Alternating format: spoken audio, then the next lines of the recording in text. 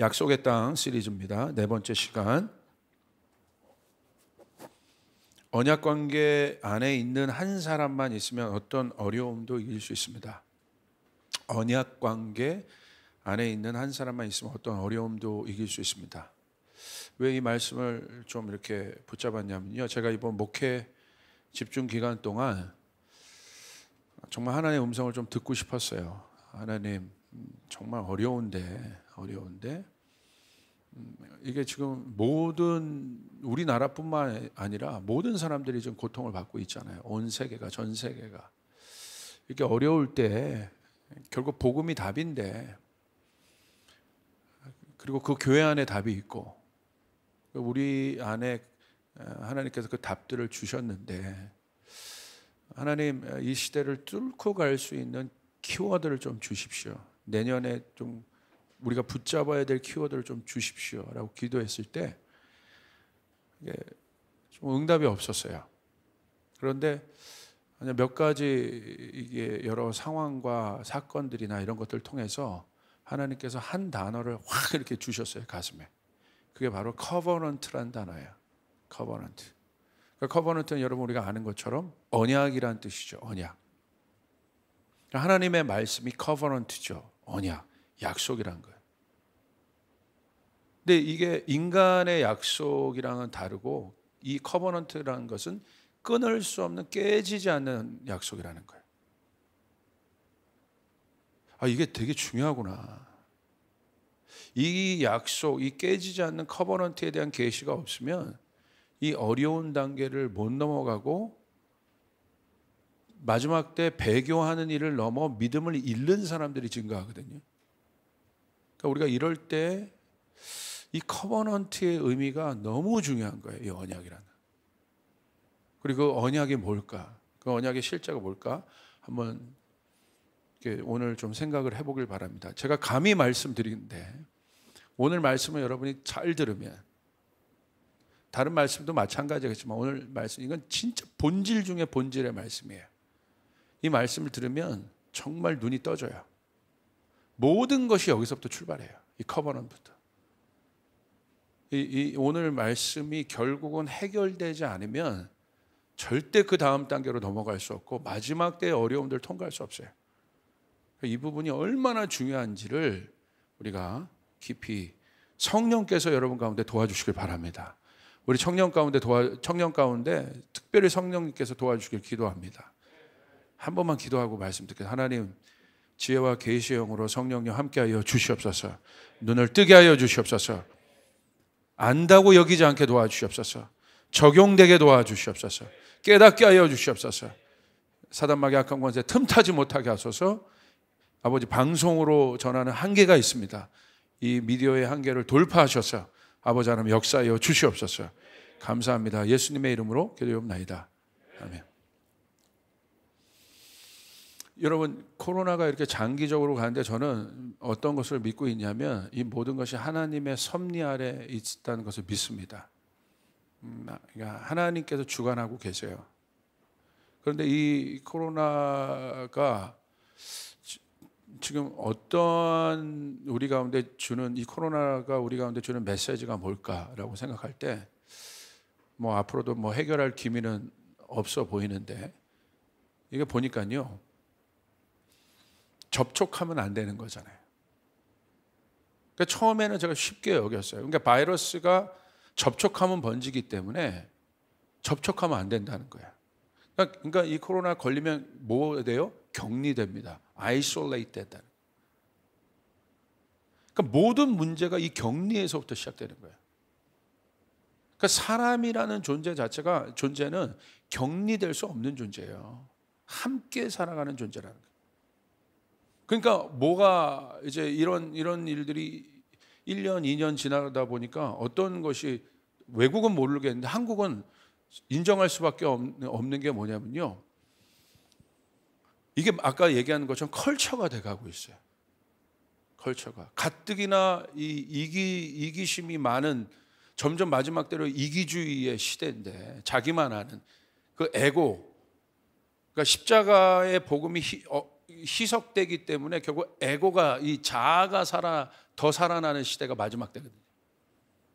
그러니까 교회가 약해지고 복음이 약해진다는 건 거기서 끝나는 것이 아니라 나만 아는 사람들이 강해진다는 거예요. 그러면 사회가 어떻게 되겠습니까? 다 자기가 옳은 소견대로 행하는데, 사사시대 똑같은 겁니다. 왕이 없어요. 왕이 없으니까 다 자기가 왕이 되는 거예요. 이러한 시대 속에서 보니까 이게 어떤 문제로 나타나냐면, 우리는 그런 존재가 아닌데 이게 이 혐오의 문화, 오해의 문화가 굉장히 한국에는 많아요. 그럴 수 있는 거잖아요. 그런데 여러분 보세요. 우리 모두 그렇게 상식적으로 생각해요. 아, 그럴 수도 있고 나도 걸릴 수도 있고 그렇게 생각하는데, 공동체 안에서 누가 하나 걸려봐요. 어떻게 됩니까? 벌써 탁 닫아요. 그리고 이상하게 바라봐요. 그럴 수 있는 건데. 그리고 그럴 수 있다고 우리가 생각해요. 그런데 그것이 우리 공동체 안에 일어날 때, 우리 일터 안에 일어날 때, 우리 청년들에게 제가 그런 피드백 많이 받거든요. 우리 직장 다니는 청년들에게.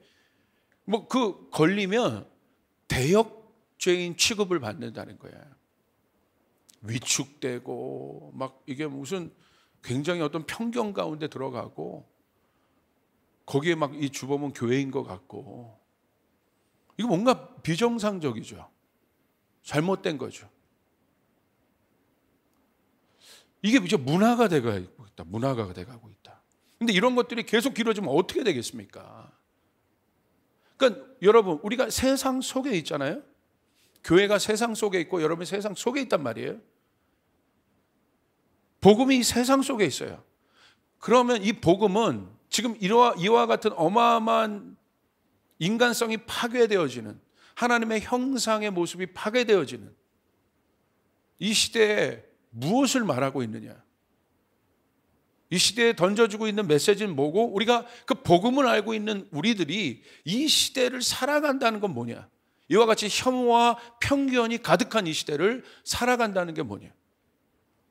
질문하지 않을 수 없더라고요. 그래서 제가 그런 고민을 갖고 있다가, 제가 저도 아트를 좋아하니까, 우리 프랑스에서도 오늘 선교사님이 마침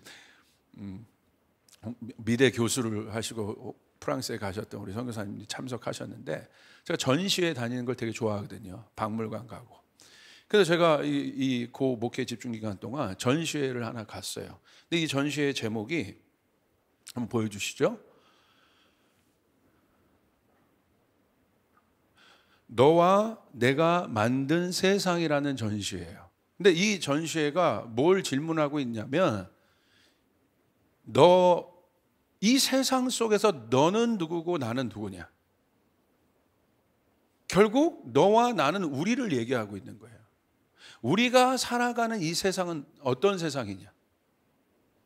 그래서 작가들이 모여서 지금 메시지를 전하고 있는 거예요. 그래서 이 작품들을 봤더니 특별히 뭐에 대해서 나누고 있냐면, 너와 나, 우리를 만들 수 없는 이 시대 가운데 팽배하고 있는 편견, 오해, 잘못된 정보, 뉴스들, 갈등들, 이런 것들이 지금 주제가 되고 있는 거예요. 몇 가지 작품을 제가 좀 보여드릴게요. 첫 번째 작품은 균열의 시작이라는 작품이었어요. 근데 여러분 저 벽에 가보면 어떤 문장이 딱 있냐면요, 들어가자마자 그 얘기 들어봤어? 라는 질문이 있습니다. 너 그 얘기 들어봤어? 이 앵무새가 의미하는 건 뭐냐면요, 진짜 전달하는 사람의 입장에서는 별거 아닌 사소하게 여기는 말 한마디가 입과 입을 통해 전달되면서 얼마나 많이 살이 붙게 되는지. 처음에는 아무것도 아닌 것을 그냥 평범하게 던진 그 말 한마디가 앵무새처럼, 앵무새는 말하는 거잖아요. 그 말들이 옮겨가면서 얼마나 잘못된 편견과 살들이 붙는지에 대해서 질문하고 있는 거예요. 가만히 보니까 정말 이 작품 하나를 보면서 많은 생각을 하게 되는 거예요. 정말 그렇구나. 여러분 그렇지 않습니까? 그다음 두 번째 작품이 있었어요. 그건 소문의 벽이라는 작품이었어요. 이 소문의 벽은요, 여러분 그 화면을 보시면 벽에 이렇게 구멍들이 뚫어져 있지 않습니까? 구멍들 안에 저 노란 옆에 그 사진에 있는 것처럼 메시지가 써 있는데 그 메시지는 뭐냐면요, 가벼운 뒷담화에서 시작돼요. 우리가 평상시 얘기하는 가벼운 어떤 뒷담화가 있을 수 있잖아요. 뒷담화에서 시작돼요. 그것이 대중매체 혹은 권력 집단까지 발효되었던 실제 가짜 뉴스와 소문들을 막 다뤄놓은 거예요. 그러니까 온 세상을 뒤집었던 소문들, 막 옛날에 흑사병이 유럽에 번질 때 막 잘못된 소문들, 막 그런 소문부터 한 사회를 막 갈등과 분열 가운데 들어갔던 소문들. 근데 볼록 렌즈에 저걸 담아서 이렇게 보게 있잖아요. 그건 뭘 의미하냐? 볼록 렌즈라는 건 자체가 이게 굴곡을 주잖아요. 왜곡을 주잖아요. 작가가 그것을 통해서 그 단면들을 보여주고 있는 거예요. 얼마나 잘못된 소문들을 이렇게 잘못된 시각으로 보고 있는지, 그거에 우리가 영향을 받고 있는지. 세 번째 작품이 있었어요. 이 작품이 아주 임팩트가 있었는데요. 비뚤어진 공감이라는 작품이었어요. 저기 보시면, 여러분 작품에 보시면 밑에 이렇게 어떤 이제 그 빛으로 뭔가 이렇게 비춰져 있죠. 저게 잘못된 왜곡된 편견의 뉴스들입니다. 갈등을 불어일으키는 수많은 잘못된 뉴스들이에요.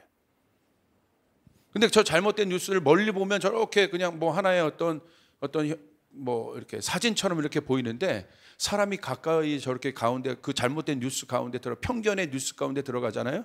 그럼 앞에 보시면 그 사람 앞에 그림자가 있죠. 비춰주게 돼 있어. 그 그림자에 잘못된 뉴스가 다 담겨요.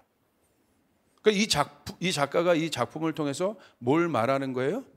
그 속에서 우리 평범한 우리들이 영향을 받고 있다는 거예요. 잘못된 것들로 가득 채워져 있다는 거예요. 편견과 오해와 갈등의 뉴스들로 가득 채워져 있다는 거예요. 이야, 너무 강력한 거예요, 메시지가. 저 작품 하나에 정말 이 시대를 보는 것 같은 거예요. 그 다음 보여주실 거예요? 그 다음이요. 이거는 제가 제목이 생각이 나지 않는데, 이게 왜곡된 실제입니다. 왜곡된 실제. 이건 보면 여러분 보신 것처럼 그림자가 뭔가 비춰져 있잖아요. 저 보여지는 그림자, 벽에 보여지는 저 그림자가요, 작은 기차 하나가 이렇게 막 다니면서 이게 프레쉬를 갖고 있는 기차가 막 가면서, 작은 장난감 기차가 가면서 앞에 있는 물체들을 벽에 비춰내는 거예요. 근데 비춰낼 때 저 벽에 막 어마어마한 거대한 그림자들이 비춰지거든요. 근데 막상 비춘 건 뭔 줄 아십니까? 이쑤시개. 자, 우리 주변에서 보는 아무것도 아닌 사소한 물건들을 벽에 비추는데, 비추는 것은 뭘로 나타나요? 막 엄청난 것들로 나타나요. 그러니까 이 작가가 이걸 통해서 뭘 말하고 싶냐면 왜곡된 형상을 말하고 있는 거예요. 이 사회 안에 실제는 아무것도 아닌데 비춰진 것들은 완전히 왜곡되어 있는 거예요.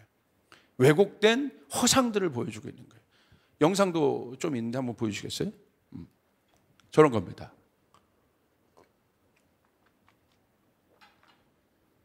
앞에는 그냥 아무 어쩌지도 않은 바구니고, 이건 자예요. 자고. 근데 이제 바깥에서 보여지는 것은 뭐 이게 엄청난 거죠. 그 다음 작품 보여주세요. 이게 벌레 먹은 숲이라는 작품인데, 겉에서 볼 때는 그냥 이렇게 그냥 숲 같아요. 근데 가까이 가보면 다 이게 벌레를 뭐가 먹어요? 충이 먹잖아요. 벌레가. 이게 저런 식물들, 그런 것들을 벌레가 먹잖아요. 근데 이 숲은 어떤 숲이냐? 벌레가 먹힌 숲이에요. 사람의 형상들도 있거든요. 가까이 가면 사람들 안에 막 구멍들이, 벌레 먹은 자국들이 있어요. 근데 작가가 이걸 통해서 뭘 말하고 싶냐면, 우리의 오해와 편견이 상대방에게 만들어낸 구멍들, 벌레 먹은 모습들을 보여주고 있는 거예요. 온전하지 않죠. 그러면서 마지막에 질문하는 거예요. 이 벌레 먹은 이 숲이 회복될 수 있을까? 우리의 말 한마디, 잘못된 편견과 오해 한마디가 여러분 이렇게 되고 이런 영향을 주고 있다고 보고 있는 거예요. 마지막은 이 모든 것들을 정리한 혐오의 피라미드라는 정리였어요. 근데 이게 굉장히 맞는 정리입니다. 오해와 편견 보세요. 맨 밑에는 뭡니까? 편견이라고 해요. 편견. 이게 출처가 홍성수라는 분 말이 칼이 될 때 우리의 말 한마디, 우리의 편견 하나, 난 뭐 모르겠어, 난 쟤에 대해서 다르게 생각, 그냥 그런 걸로 끝나는 것이 아니라 이 편견 하나가 여러분 축적되면 뭐가 돼요? 혐오적인 표현이 돼요. 그리고 이 혐오적인 표현이, 이 혐오 표현은 뭐냐면 조롱, 위협적, 모욕, 폭력적 말로 나타나죠. 요즘 우리나라, 우리 사회 가운데 있는 여러 갈등들, 또 세대 갈등, 또 뭐 젠더 갈등, 이런 게 다 여기 들어가 있죠.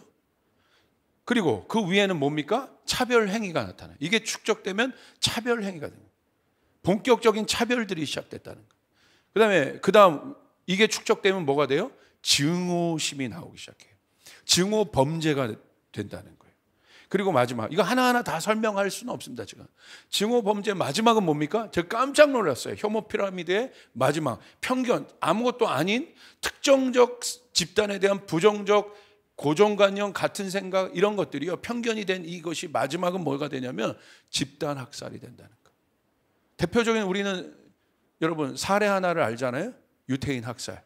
어디서부터 시작됩니까? 편견부터 시작돼요. 편견.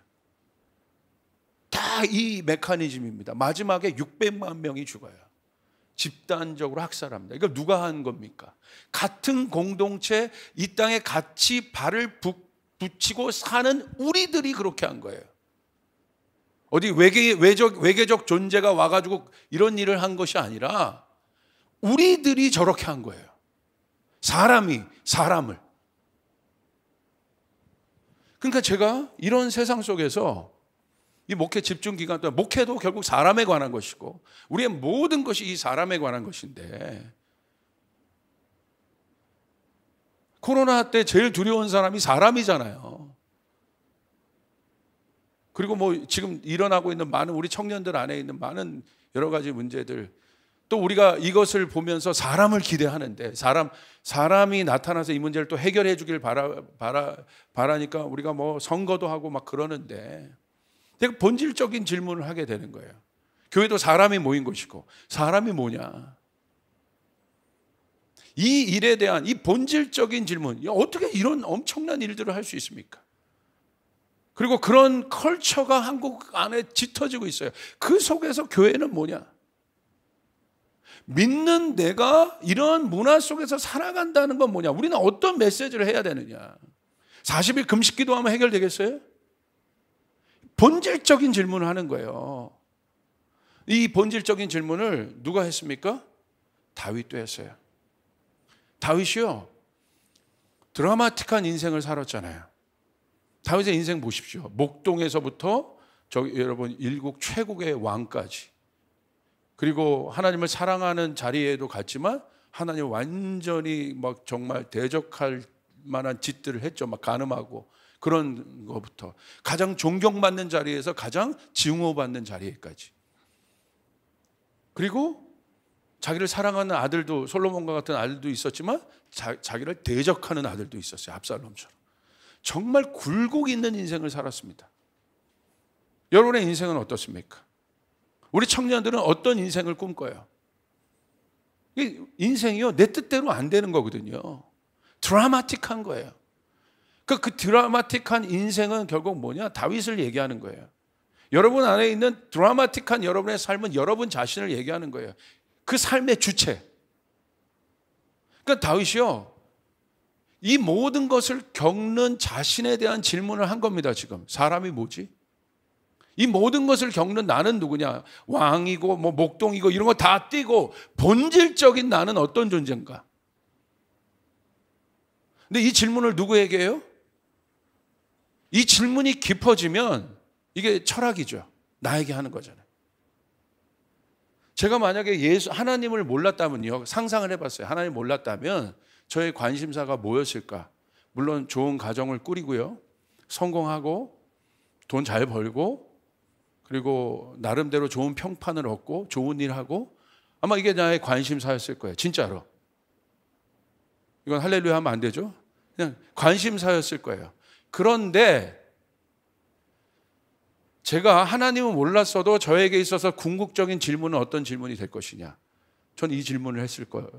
다윗의 질문을 했을 것 같아요. 사람이 뭐지?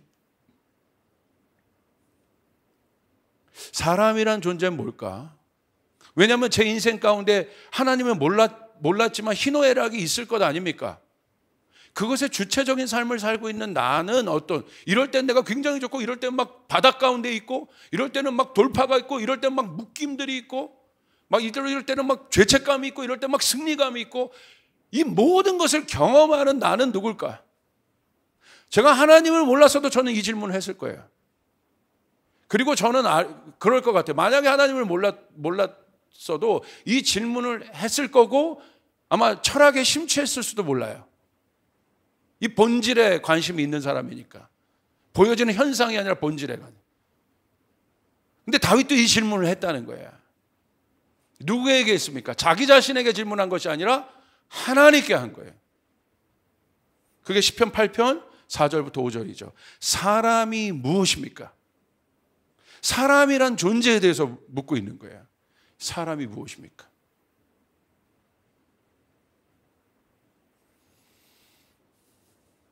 여러분 어떻게 답하시겠습니까? 그 사람이 나잖아요. 사람이 무엇입니까?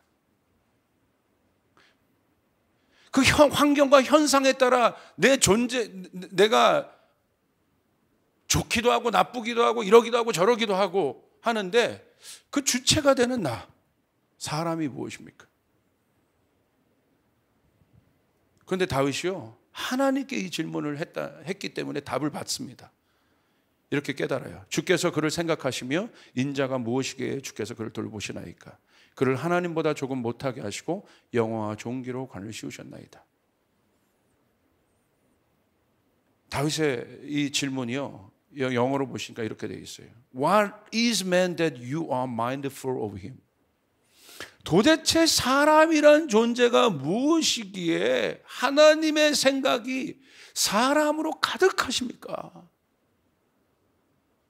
온통 하나님의 생각, 사람이 무엇입니까를 질문하면서 하나님의 생각을 엿봅니다. 그런데 하나님의 생각을 엿봤더니 하나님의 생각 안에 뭐가 가득한 거예요? 사람이 가득하신 거예요. Mindful of him.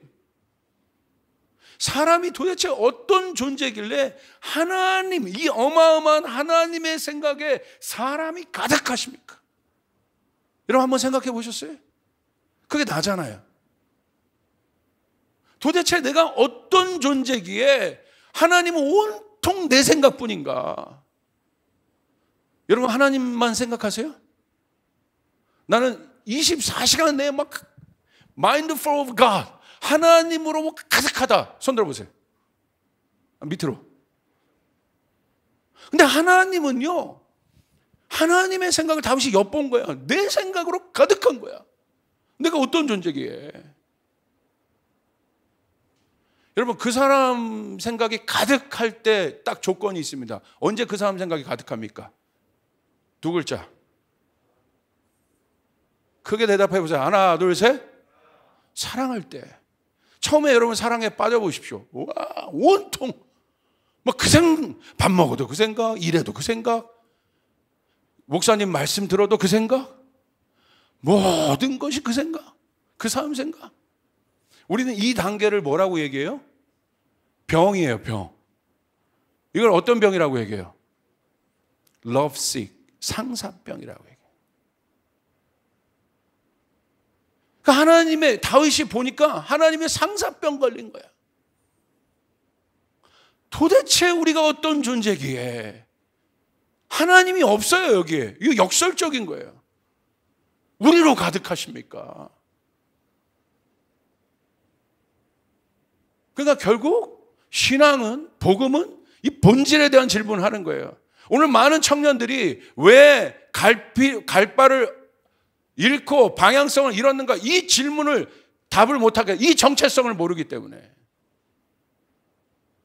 그냥 뭐 이거 좋으면 좋고 저거 나쁘면 또 뭐 이렇게 하고 그냥 보여지는 상황과 환경에 확 지배를 받고 들려지는 말의 지배를 받고 문화의 지배를 받고 우린 그런 존재가 아닌데 그래서 고민을 했어요. 성경에 있잖아요. 사람이 어떤 존재인가. 창세기 1장 27절. 하나님이 자기 형상 곧 하나님의 형상대로 사람을 창조하셨대요. 여기 드디어 나옵니다. 단서가 사람. 근데 이 사람은 어떤 사람이에요? 하나님의 형상이다. 하나님의 형상이란 건 뭐예요? 이미지라는 거예요. 이미지는 건 비춰졌다는 거야. 그러니까 이미지 안에 이미지 오브 갓이라는 것은 이미지 안에 하나님이 있다는 거예요. 하나님이 비춰진 거예요. 그게 사람이라는 거예요. 그럼 우리는 상상해요. 어떤 것이 비춰졌을까? 우리가 상상하는 이미지 오브 갓은 뭘까? 답은 하나님인데. 그리스 신화인가요? 그리스 신화에 나오는 막 금발의 신들인가?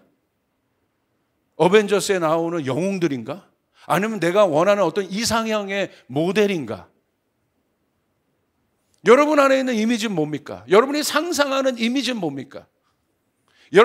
우리가 이미지 오브 갓으로 만들어진 존재인데 여러분 안에 있는 이미지, 결국 그 싸움인 거예요.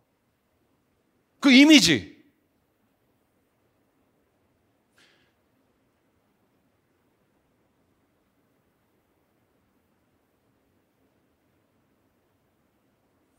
이 질문을 하니까 심각해지더라고. 이미지 오브 갓이 뭐지? 난 뭘 비춰내고, 난 어떤 이미지를 나는 그리고 있지? 그게 하나님인데. 그 이미지가 나중에 우상도 되잖아요. 진짜 신인가 가짜 신. 여기 단서가 나와 있습니다. 성경이 이렇게 얘기하고 있어요. 그 사람의 모습에 하나님 비춰주신 건데 사람을 창조하시고 남자와 여자를 창조하셨다. 하나님의 본성이 뭐예요? 우리가 생각하는 그런 외형적인 것이 아니라 본질이라는 거예요. 이미지 오브 갓, 하나님의 본성. 그건 무엇입니까? 한 몸을 이루는 존재라는 거예요. 그게 사람이라는 거예요. 왜 하나님을 그렇게 우리에게 그 사람을 그렇게 지으셨을까? 이유는 간단합니다. 하나님이 우리를 지으신 것은 우리와 한 몸을 이루시기 위해서. 할렐루야. 그게 하나님의 목표인 거예요. 그것이 우리를 지으신 하나님의 목적인 거예요. 궁극적으로 한 몸을 이루는 것. 여러분, 이 말씀이 왜 중요한지 아십니까? 한 몸을 이룬다는 것이, 그것이 하나님께서 창조하신 사람의 원형적인 모습인데, 이 원형적인 사람이라는 존재가 회복될 때 어떤 일이 일어나는 줄 아세요? 방점은 28절에 있어요. 하나님이 그들에게 복을 주시며 하나님이 그들에게 이르시되 생육하고 번성하여 땅에 충만하라. 땅을 정복하라. 바다의 물고기와 하늘의 새와 땅에 움직이는 모든 생물을 다스리라. 그렇게 될 때 땅의 문제들을 해결하는 자들이 나타난다는 거예요. 이게 땅의 복이에요. 지금 우리는 땅의 문제 앞에 직면하고 있는 거예요.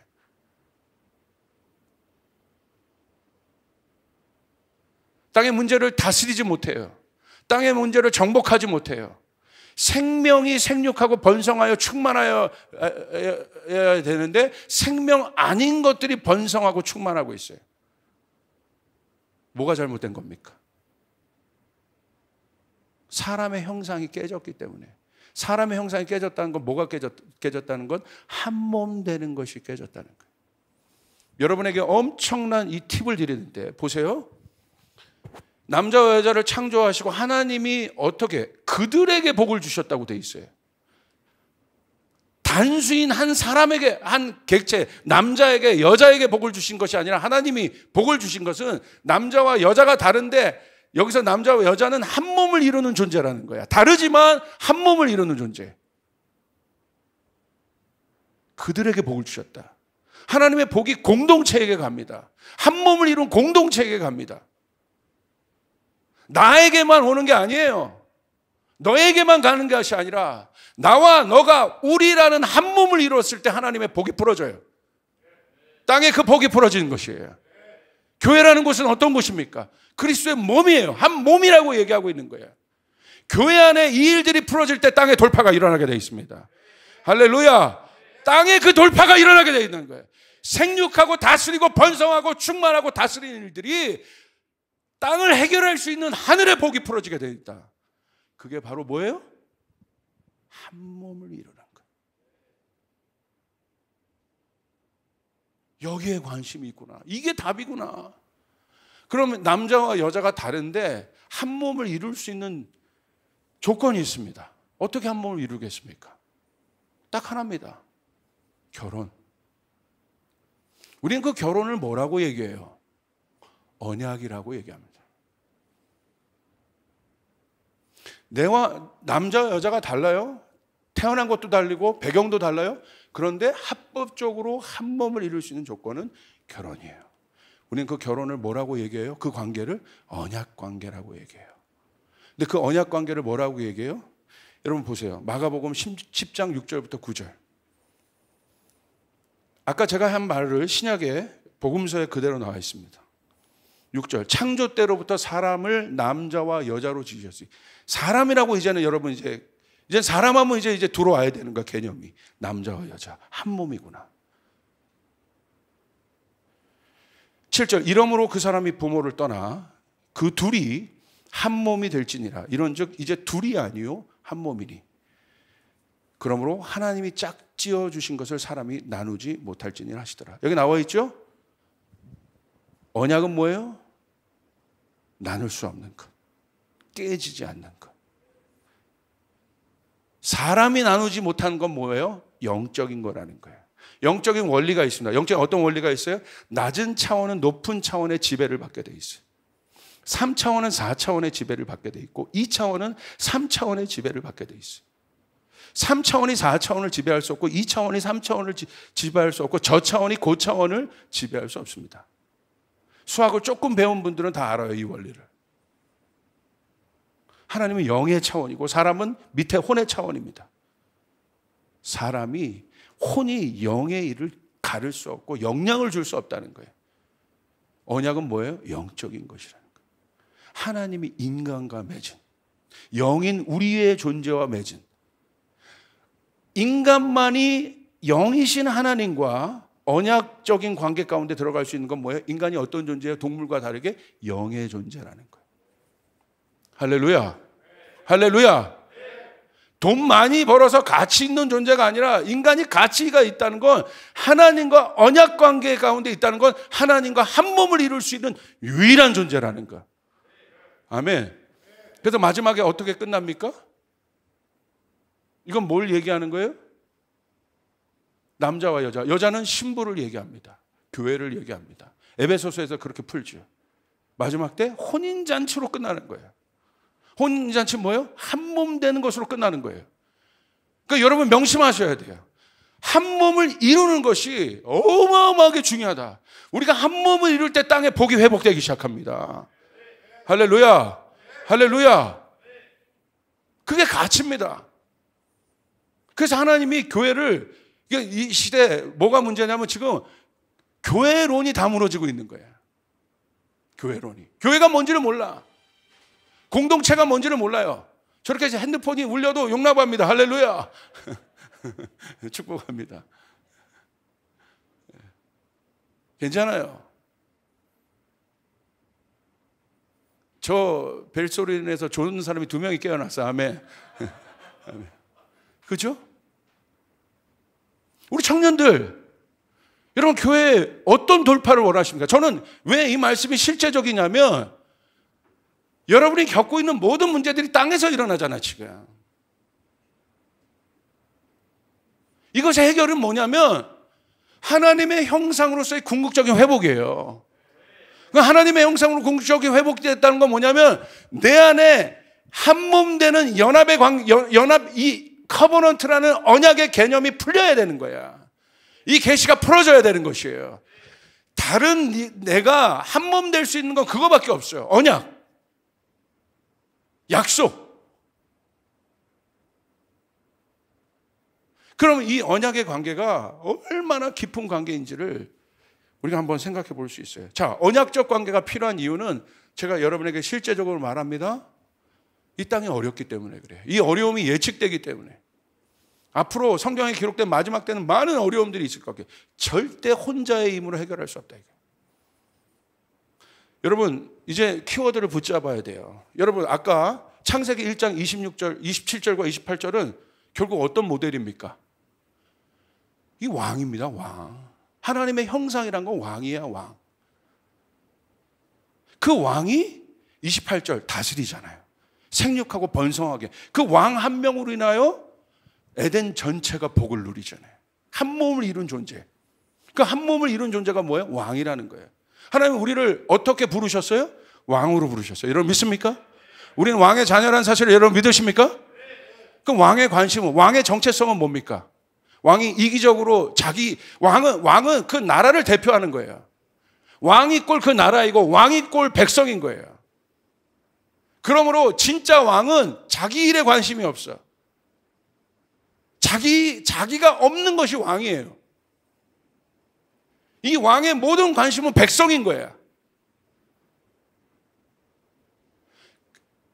그렇기 때문에 그 제대로 된 왕 하나가 섰을 때 공동체 전체가, 나라 전체가 복을 받아요. 근데 여러분, 잘못된 왕들은 뭡니까? 백성 관심 없지.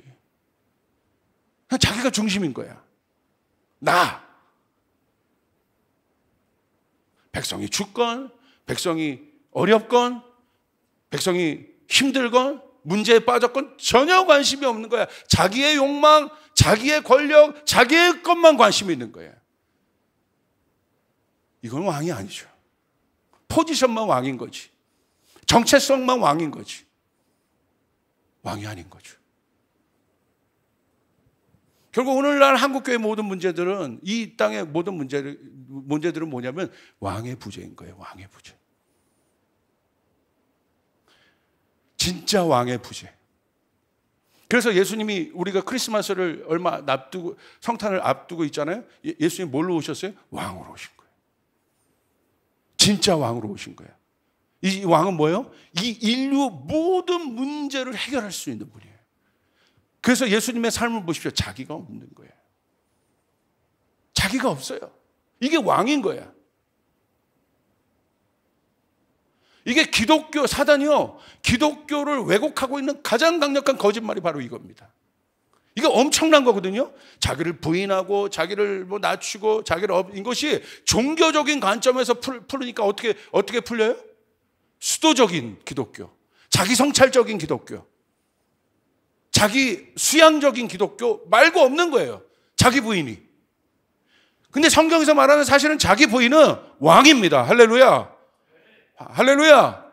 그것의 모델이 예수 그리스도이신 거예요. 왕이신 거예요. 그 왕이 섰을 때 그 왕으로 인하여 온 땅이 복을 받게 되게 돼요.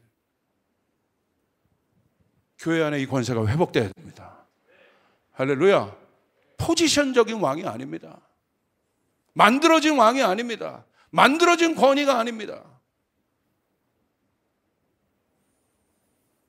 자, 언약적 관계가 우리 가운데 필요한 이유는 보세요. 전도서에 이렇게 있어요. 너무 실제적이에요. 왜 우리 안에 이 언약적 관계의 한 몸이 필요한가? 적어도 언약의 관계를 맺고 있는 그 한 사람이 필요한가? 적어도 언약의 관계를 맺고 있는 공동체가 필요한가?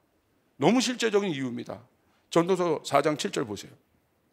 나는 세상에서 헛된 것을 또 보았다. 헛된 것을 보았대. 헛된 것이란 건요, 의미가 없다는 거야. 헛수고라는 거야. 헛수고라는 건 땀 흘렸는데 결과가 없다는 거야. 그러면서 8절에 한 남자를 얘기합니다. 한 남자가 있어. 이렇게 얘기해요. 한 남자가 있다. 자식도 형제도 없이 혼자 산다. 그러나 그는 쉬지도 않고 일만 하며 산다. 우리의 모습들이 오버랩 되는 것 같아요. 그렇게 해서 모은 재산도 다행히 재산을 많이 모았나 봐요. 그의 눈에는 차지 않는다. 그러면서도 그는 가끔 어찌하여 나는 즐기지도 못하고 사는가? 도대체 내가 누구 때문에 이 수고를 하는가 하고 말하니 그의 수고가 헛되고 부질없는 일이다. 혼자 사는 사람이 있는데 열심히 수고해서 재산도 모으고 성공한 것 같아요. 근데 전도자는 뭐라고 얘기해요? 헛수고한다 지금. 왜요? 9절에 있습니다. 답이. 혼자보다는 둘이 낫다. 두 사람이 함께 일할 때 더 좋은 결과를 얻을 수 있기 때문이다. 10절. 그 가운데 왜 둘이 낫냐? 보세요. 그 가운데 하나가 넘어지면 다른 한 사람이 자기의 동물을 일으켜 줄 수 있다. 인생은요, 넘어질 때가 있는 거예요. 근데 넘어지는데 어떻게 넘어져요? 심하게 넘어져요. 여기서 넘어짐이란 것은 자기 힘으로 극복하기 어려운 문제들, 반드시 도움을 받아야 되는 일들. 여러분의 삶 가운데 목사님 이건 나에게 해당 안 돼요. 저는요 끝까지 남의 도움 없이 저 혼자 당당하게 복받고 살 수 있습니다. 손 들어보세요. 정말 자신하십니까? 빌 게이츠가 능력 있는 저에게 있어서 이 세상의 능력자는 빌 게이츠야. 돈이 뭐 몇십조 있으니까. 근데 빌 게이츠가 99살 정도 되면 어떨까?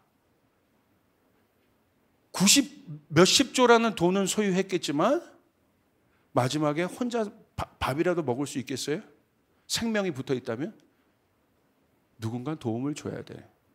자 보세요. 사람이라는 존재가 어떤 존재인가 보세요. 태어날 때부터 여러분 태어나서 여러분이 일어나자 어머니 아버지 고생하셔서 기저귀는 제가 오늘부터 갈고요. 오늘부터 샤워는 제가 하고요. 이유식 제가 갈아서 먹을게요. 그렇게 했어요? 처음부터 끝까지 도움을 줘야 돼. 태어날 때. 자, 죽을 때도 마찬가지야. 저는 임종을 많이 봤어요. 목사니까. 처음부터 끝까지 도움을 다 줘야 돼. 똑같다. 사람이란 존재가. 이 중간에서 막 교만하고 나 혼자 살 수 있을 것 같죠. 나 혼자 막 주구장창 내 뜻대로 할 수 있을 것 같죠. 똑같다, 사람이란 거. 처음과 끝이. 도움을 받아야 되는 존재라는 거예요. 하나님이 그렇게 만드셨어요. 한 몸을 이루어야 살 수밖에 없는 존재로 만드셨어요. 동무들이 이 사람이 넘어지면서 일어날 수 있는 방법은 딱 하나입니다. 40일 금식 기도로 안 되는 거야. 실제적인 도움을 줄 수 있는 사람이 와서 일으켜줘야 되는 거예요. 보십시오. 얼마나 우리가 추상적으로 복음을 알고 있는지. 복음의 핵심은 예수 그리스도잖아요. 예수님이 말로만 했습니까? 말로 저 사람 일으켜 권능 줘 그렇게 했습니까? 예수님이 친히 오셔서 눈먼 자에게 제일 필요한 건 도움인 거야. 예수님은 어떻게 하셨어요? 직접 가셔서 눈을 뜨게 하셨어요. 옆에 있으셨어요. 함께 하셨어요. 배고픈 자와 함께 하셨어요.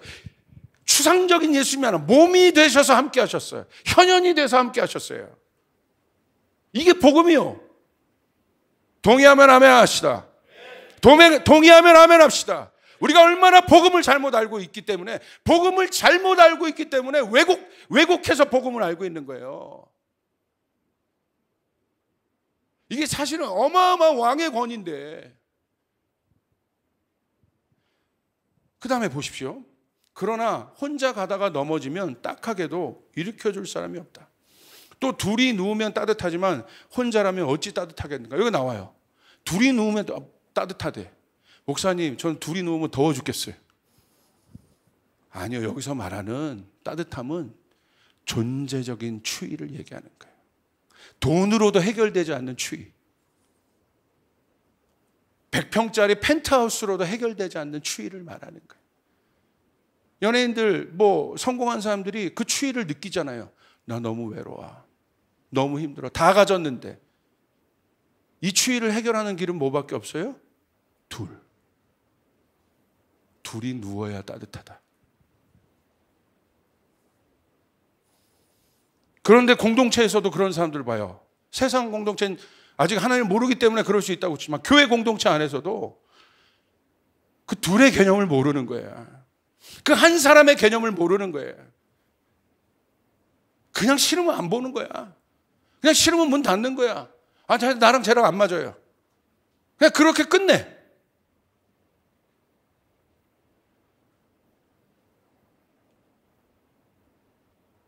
그 하나님의 형상된 사람의 모습이 아닙니다.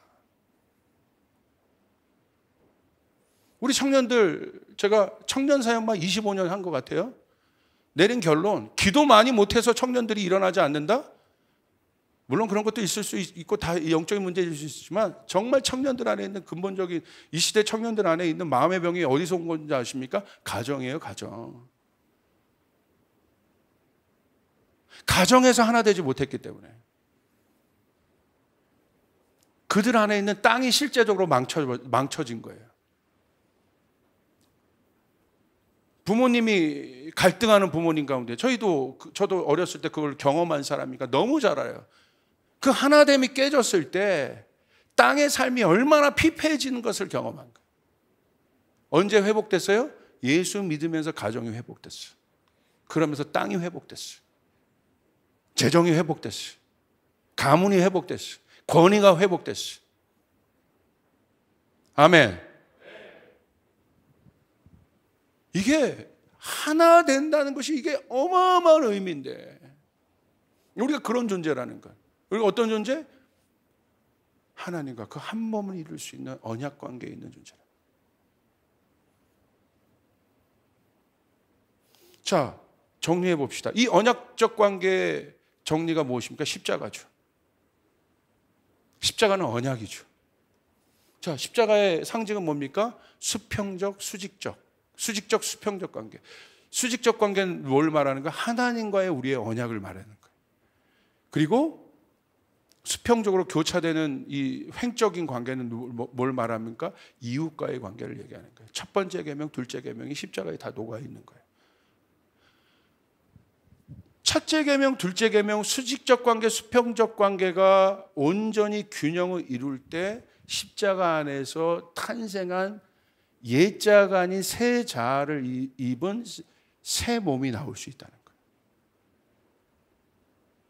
근데 어떤 사람, 이런 사람이 있어요. 제가 하나님과 너무 깊고요, 막 엄청난 걸 경험했고요. 그래? 막 굉장히 좋아해. 근데 딱 봤더니 옆에 있는 한 사람을 용납을 못해. 몇십 년 사역을 한 사람이요, 옆에 있는 한 사람이 자기를 삐지게 한 걸 용납 못해. 그거는 십자가에서 만들어진 몸이 아니요.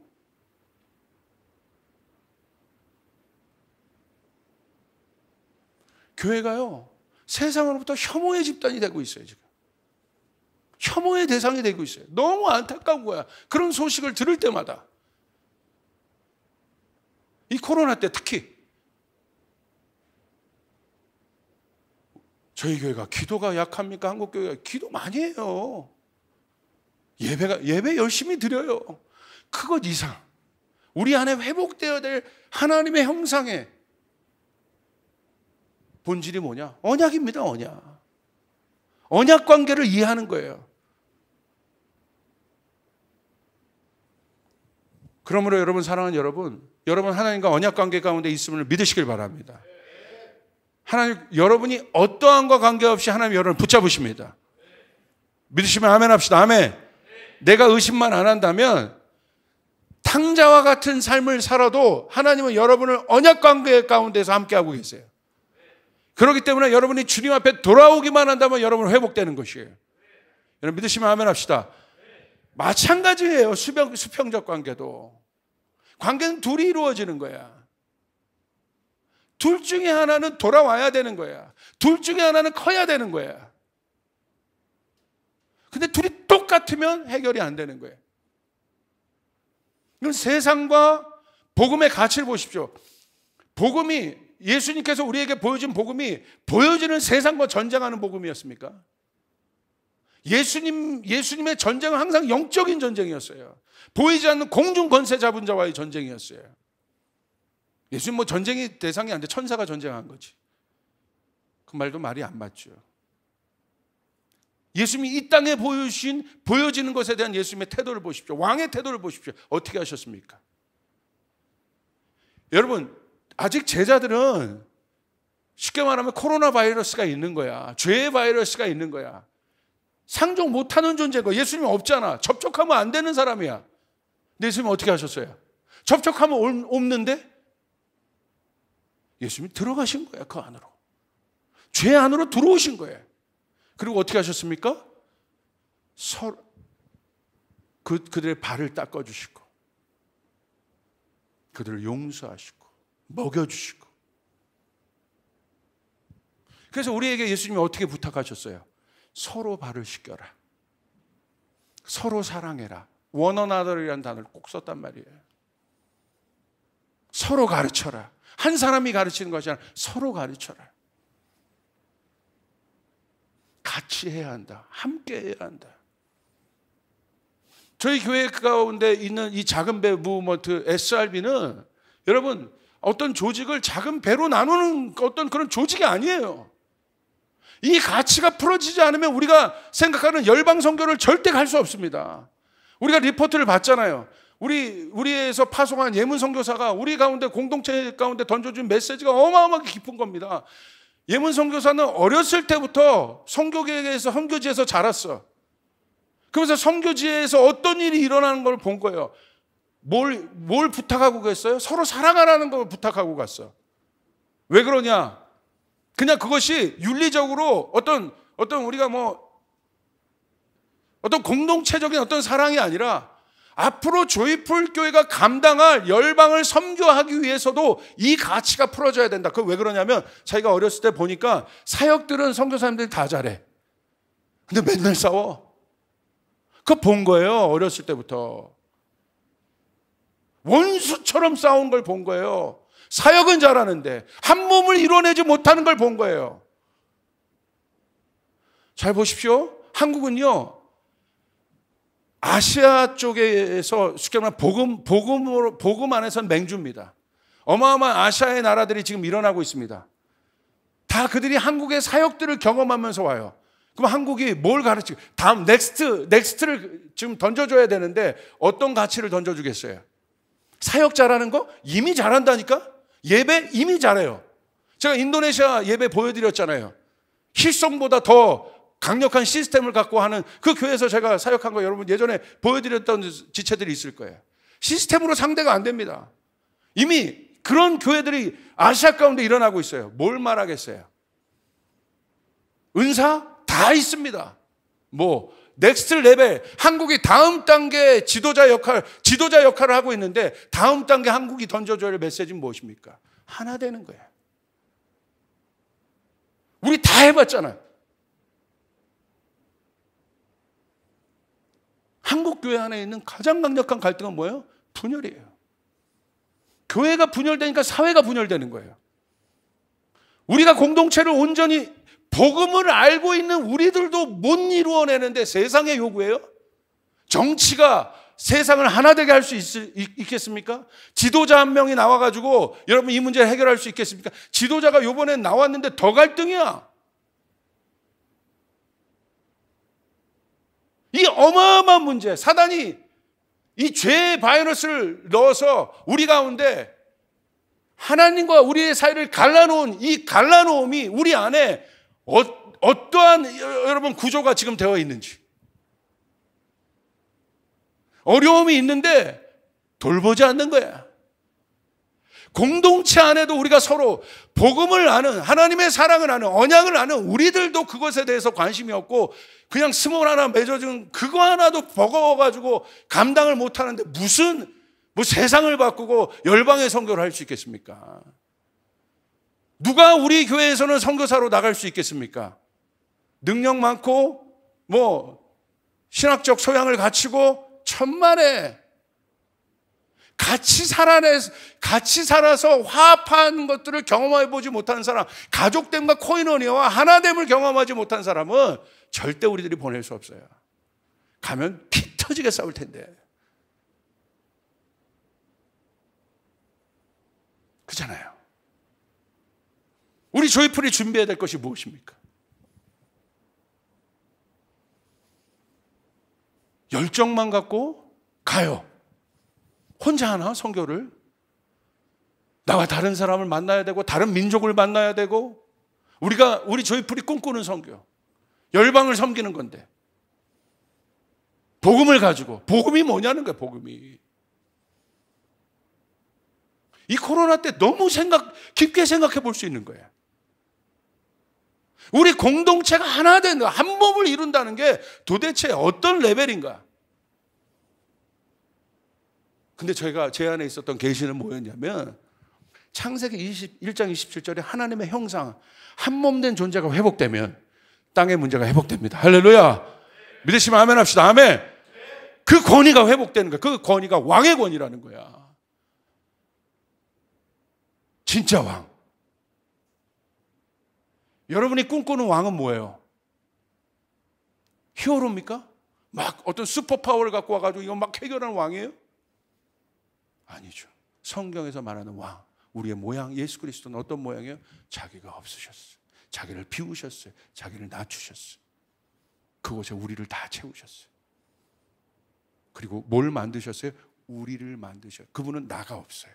너만 있어. 그러니까 이 나 안에 나를 비워내고 너를 담아내니까 뭐가 만들어졌어요? 우리가 만들어진 거예요. 그 우리가 세상이고 하나님 나라예요. 아멘. 할렐루야. 그래서 교회는 그 하나님 나라의 실제를 볼 수 있는 곳이에요. 모형을 볼 수 있는 거예요. 그래서 예수님 그렇게 기도하신 거예요. 하늘에 계신 우리 아버지, Our Father in Heaven, 우리 아버지.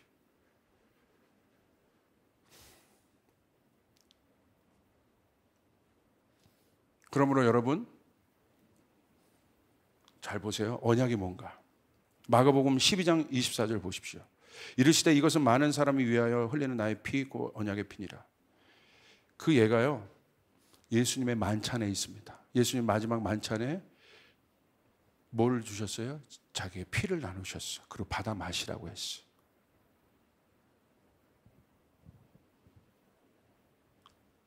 언약은요, 피로 맺어진 거예요. 피는 뭐예요? 희생을 얘기하는 거예요. 히브리서 9장 16절 22절 보세요. 유언은 유언한 자가 죽어야 되나니 유언은 그 사람이 죽은 후에야 유효한즉 유언한 자가 살아있는 동안 효력이 없느니라. 18절. 이러므로 첫 언약도 피 없이 세운 것이 아니니. 언약은 피로 세워진 거예요. 피는 뭐예요? 희생을 얘기하는 거예요. 요한복음 3장 16절을 보십시오. 하나님이 우리와 언약을 맺기 위해서 어떻게 하셨는가? 하나님이 세상을 이처럼 사랑하셨죠? 어떻게? 독생자를 내어주셨으니. 레잉 다운 하신 거예요. 자기를 내려놓는 거예요. 그래야 언약 관계 가운데 갈 수 있어요. 그래야 결혼할 수 있어요. 결혼은 뭐냐면요, 둘이 한 몸을 이루는 과정이잖아요. 진짜 한 몸이 되려면 자기를 비워야 하나가 될 수 있어요. 지금도 우리 청년들에게 물어보면 아직도 이상형 타령하고 있어. 그거를 내려놔야 이상형이 나타나요. 아직도 물어보면 오늘 말씀 이렇게 듣고도 나를 비워내고 막 눈물을 흘리면서 기도하고, 너 누구랑 결혼할 거냐? 저의 이상형은요, 할렐루야, 아니라니까. 결혼은 한 몸을 이루는 거예요. 그게 언약이에요. marriage.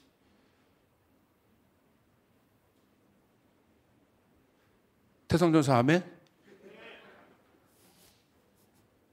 laying down 하는 거, laying down. 내려놓는 거. 자, 보세요. 금반지가 있습니다. 우리 형제님은 금귀걸이, 전사님 금반지, 금팔찌가 있어요. 속성은 금이야. 하나 되기 위해서는 어떻게 하겠습니까? 여기 보석 세공사 있어요. 어떻게 하겠어요? 녹여야죠. 녹이지 않으면 하나 될 수 없다. 교회는 어떤 곳입니까? 녹여지는 곳이에요. 사랑의 용광로 안에 녹여져야 하나가 될 수 있는. 성령의 소멸하는 불이 와서 우리 안에 있는 자아를 불태워야 우리가 하나 될 수 있는 것입니다. 소멸하는 불을 구하십시오. 권능의 불을 구하기 전에 성령의 소멸하는 불을 구하시길 바랍니다. 성령의 소멸하는 불을 구하시길 바랍니다. 성령의 권능이 우리 안에 나타나려면 어떻게 해야 돼요? 에고, 나가 없어야 되는 거예요. 그래야 성령이 오시는 거예요. 소멸하는 불이 오셔서 모든 것들을 녹여내셔야 돼요. 태워주셔야 돼요. 그래야 권능이 임합니다. 그래서 여러분 베드로가 성령의 권능을 받으니까 뭐라고 고백합니까? 은과 금은 없다. 그러나 내게 있는 것을 주겠다. 뭘 줘요? 베드로를 줍니까? 내게 있는 것, 나사렛 예수의 이름을 주겠다. 일어나 걸어라. 권능이 되는 것입니다. 이 권능이 우리 가운데 회복될지어다. 회복될지어다. 이것이 공동체 그냥 뭐 우리 하나 되자 이 차원이 아니라 이게 회복될 때 땅의 권능이 풀어진다는 거야. 왕의 권세가 풀어진다는 것이에요. 귀신이 떠나는 역사가 일어나게 된다는 것이에요. 그 왕의 권세를 가진 한 사람이 일어나는 것. 그것이 우리가 꿈꾸는 선교입니다. 열방을 하나 되게 하는 것. 우리 마지막입니다. 이 언약적 관계의 모델이 누구냐면요, 룻기에 있는 나오미와 룻의 관계입니다. 여러분, 룻은 아주 중요한 인물이에요. 왜냐하면 이 룻기의 핵심은 보아스입니다. 여러분 보아스를 보았어? 할렐루야. 할렐루야. 자, 보아스는 누구를 상징해요? 예수님을 대표하는 거예요. 보아스가 예수님의 가문 가운데 있거든요. 근데 누구와 결혼합니까? 이방 여인 룻과 결혼하죠. 그래서 룻이 보아스로 인하여 예수님의 가문 가운데 들어가는 어마어마한 복음을 얘기하는 거예요. 근데 우리는 여러분 룻이 어떻게 이 복을 받았는지 알아요. 어떻게? 여러분 엘리멜렉, 이 나오미의 남편일 때 엘리멜렉이 이스라엘 땅이 어려워지니까 가면 안 되는데 떠나요. 어디? 먹을 것을 찾아 떠나요. 소유를 찾아 떠나요. 그리스도인들은 소유의 존재가 아니라 방향의 존재이거든요. 어려워도 그 방향 가운데 있어야 되는 거야. 예루살렘이라는 방향을 향하고 있어야 돼. 그런데 모압을 향합니다. 거기서 여러분 어떻게 됩니까? 잘 된 게 아니라 남편 죽어요. 데려갔던 두 아들 다 죽어요. 그리고 완전히 만신창이가 된 겁니다. 지금 나오미가. 그리고 이스라엘이 다시 잘 된다고 하니까 다시 그제서야 소유의 땅을 떠나 방향을 잡습니다. 그런데 어떤 상태로 돌아가요? 처참한 상태로 돌아가요. 누구와 함께? 두 며느리가 있어요. 그 중에 하나가 룻입니다. 모압 여인들이에요. 그런데 이 나오미가 보니까 이 여인들이 이스라엘로 돌아가면 삶이 뻔한 거예요. 왜냐하면 유대 율법에 의해서 이방 여인들이 여러분 대우를 받을 수가 없거든요. 근데 그래서 이 나오미가 뭐라고 얘기하냐면 두 며느리에게 너희는 이제 너희 길을 가라. 괜찮아. 이제 너희 길을 가. 충분히 잘했어. 열심히 했어. 가라. 근데 네 둘 다 처음에는 가겠다고 반응합니다. 아니 돌아가겠다는 것이 아니라 어머니와 함께 하겠다고 반응합니다. 그래서 이 어머니가 한 번 더 얘기해 가라고.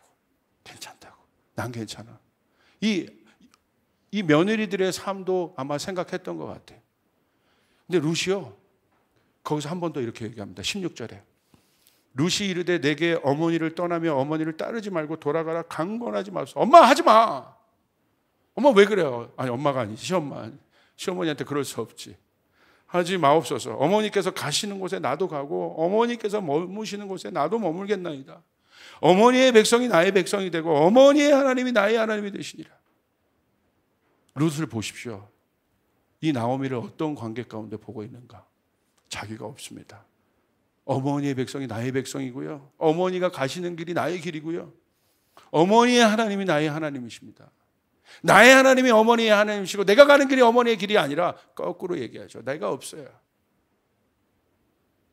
그리고 17절 어머니께서 죽으시는 곳에 나도 죽어 거기 묻힐 것이라. 만일 내가 죽는 일 외에 어머니를 떠나면 여호와께서 내게 벌을 내리시고 더 내리시기를 원하나이다 하는지라.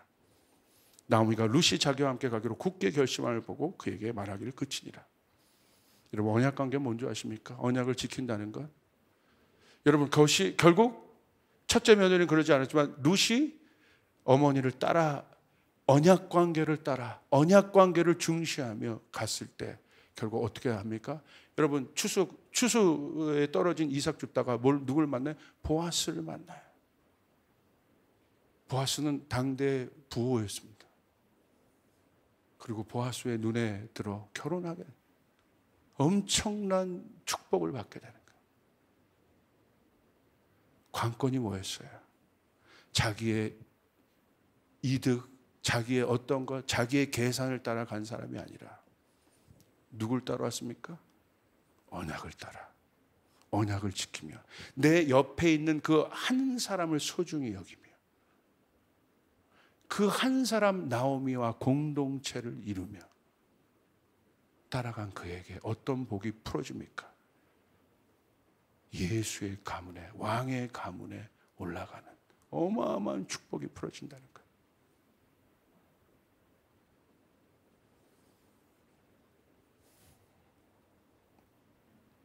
저희 교회 가운데 하나님께서 그것을 도전하신 거예요. 자, 여러분, 언약을 지킨다는 건요, 보세요. 나오미가 두말하지 않잖아요.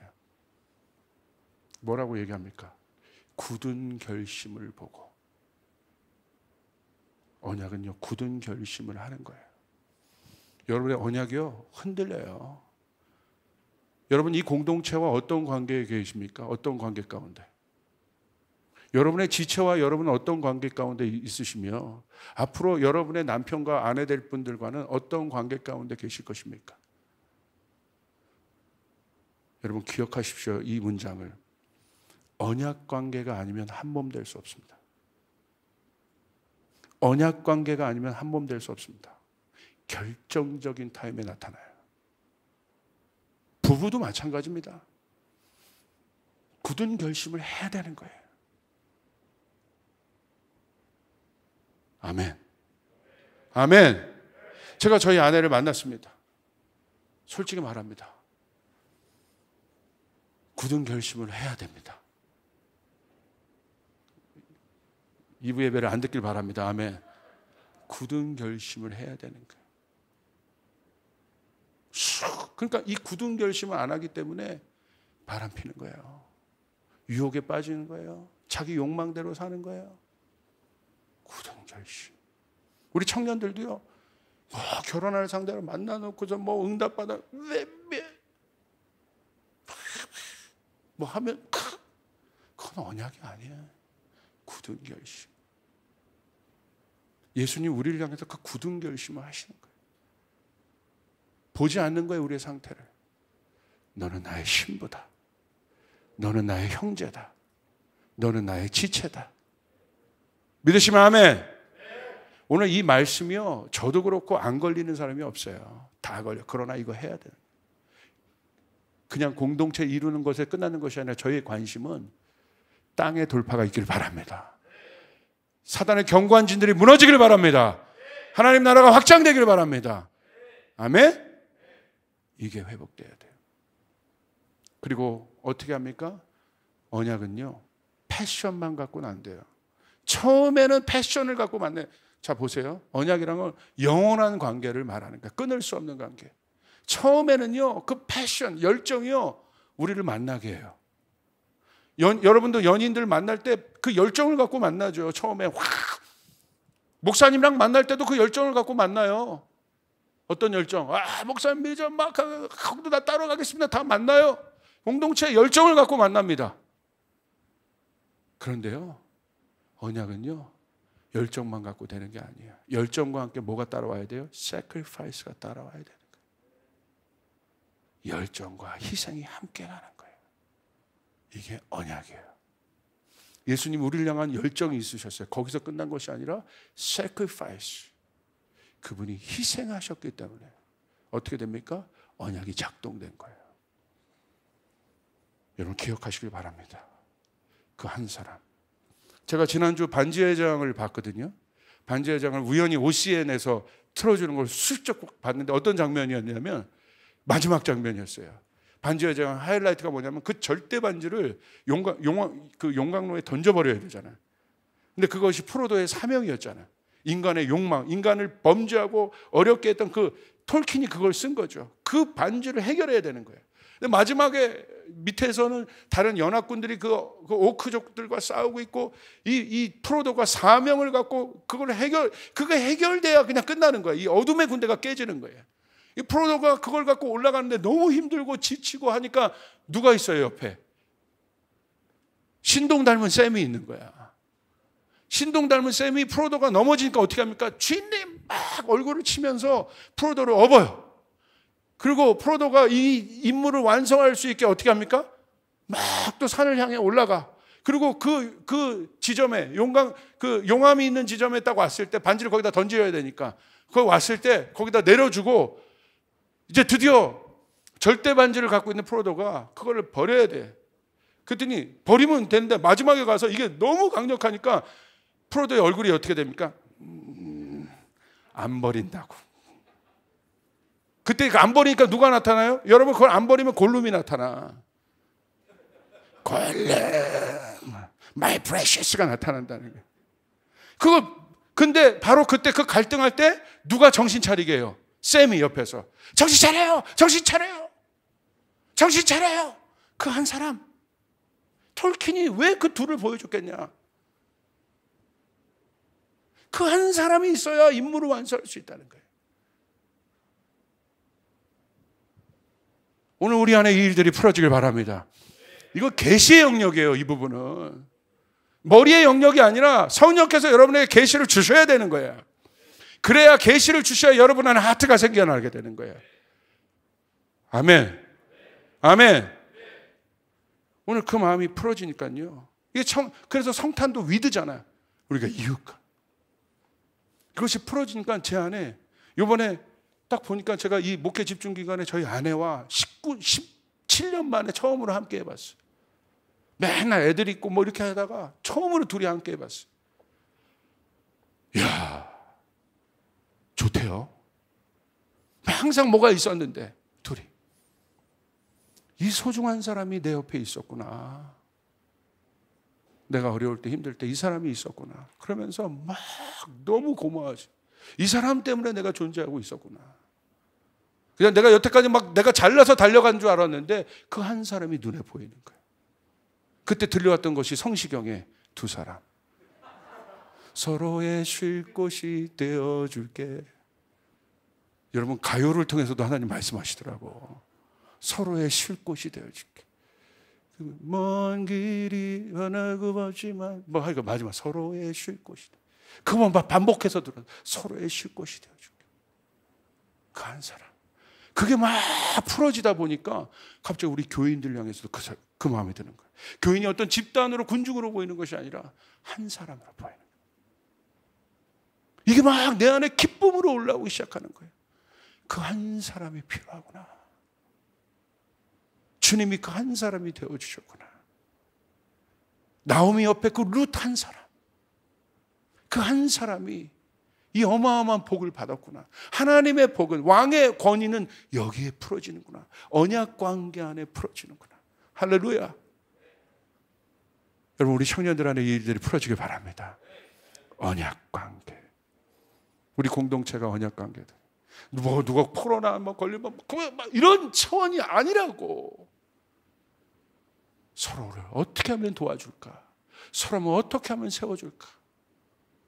내가 아니라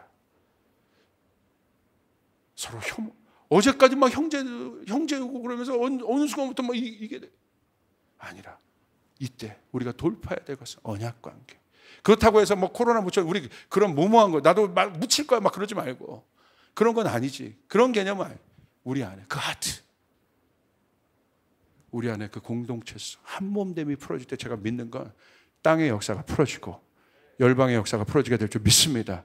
선교지에 우리가 만들려고 하는 플랫폼은 우리 거가 아니라 선교지. 우리 예배는 하나 되게 하는 거예요. 하나 되게 하는 거. 한 몸 되게 하는 거. 오늘 그 일들이 우리 가운데 깊이 풀어지길 바라고. 너무 감사한 건 이 메시지요. 죄송한데 다른 교회가 하면 진짜 뻑뻑할 겁니다. 그런데 우리 청년들은 이거 받아내요. 감사해요. 받아낼 수 있어요. 여러분 이거 사모합시다. 이런 게 기쁨이에요. 내가 없는데 내가 중요한 것이 내가 아니라 그 한 사람을 위해 내가 존재한다는 어마어마한 기쁨. 이게 신랑의 친구의 기쁨인 거예요. 이게 엄청난 기쁨이에요. 내가 다윗이 아니라 요나단으로 서는 것에 대한 엄청난 기쁨. 이 기쁨이 풀어질 때 하나님의 역사가 이루어지게 됩니다. 이것이 우리 가운데 풀어지길 예수님의 이름으로 축복합니다. 기도하겠습니다.